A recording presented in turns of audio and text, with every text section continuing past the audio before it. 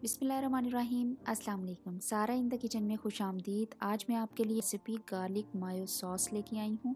इसको आप लहसुन वाली मेयोनीज़ कह सकते हैं, इसको आप थोम कह सकते हैं, इसको आप गार्लिक मेयोनीज़ कह सकते हैं। बहुत अच्छी, बहुत ज़बरदस्त बनती है। चलिए बनाना सीखते हैं, बहुत ही आसान है। गार्लिक मायो बनाने के लिए मैंने ब्लेंडर में एक अंडा डाला है पूरा, उसमें मैंने डाला है 1 टेबलस्पून चीनी का, आधा टीस्पून मैंने इसमें नमक का डाला है, अभी 1 टीस्पून भर के मैंने इसमें सफ़ेद मिर्च डाली है।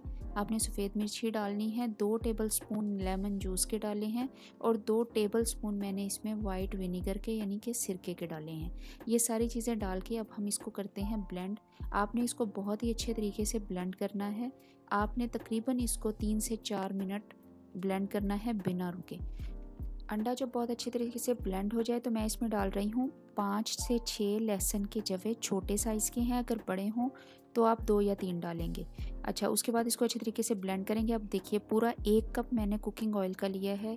आप कुकिंग ऑयल कोई सा भी जो इस्तेमाल करते हैं वो ले सकते हैं। अब इसमें बहुत ही धार बना के डालना है और ब्लेंडर को चलते रहने देना है, रोकना नहीं है। देखिए इस तरीके से मैं बहुत ही थोड़ा थोड़ा डाल रही हूँ। इसको डालने में तकरीबन 3 से 4 मिनट लगने चाहिए ताकि बहुत ही अच्छे तरीके से वो मिक्सचर जो है वो रेडी हो जाए। और इसको आपने बहुत ही अच्छे तरीके से ब्लेंड करना है। अगर आप अच्छे तरीके से ब्लेंड नहीं करेंगे तो ऊपर ऑयल की एक तह सी आ जाएगी और ऑयल का जायका भी आएगा। देखिए 5 से 7 मिनट में बेहतरीन किस्म का ब्लेंड होके गार्लिक मायो सॉस हमारी रेडी है। इसको हम निकालते हैं अपने बाउल में और इसको आप तकरीबन 1 हफ्ते के लिए रख सकते हैं फ्रिज में, ये ख़राब नहीं होगी। इसको आप रमज़ान शरीफ में बनाएं। आप अलबेक सॉस के तौर पे इसको इस्तेमाल कर सकते हैं, आप फ्राइड चिकन के साथ इस्तेमाल कर सकते हैं, बर्गर्स के साथ इस्तेमाल कर सकते हैं, फ्रेंच फ्राइज़ के साथ इस्तेमाल कर सकते हैं। ज़बरदस्त किस्म की गार्लिक मायो सॉस रेडी है। घर में बनाइए, अपनी फैमिली के साथ एंजॉय कीजिए।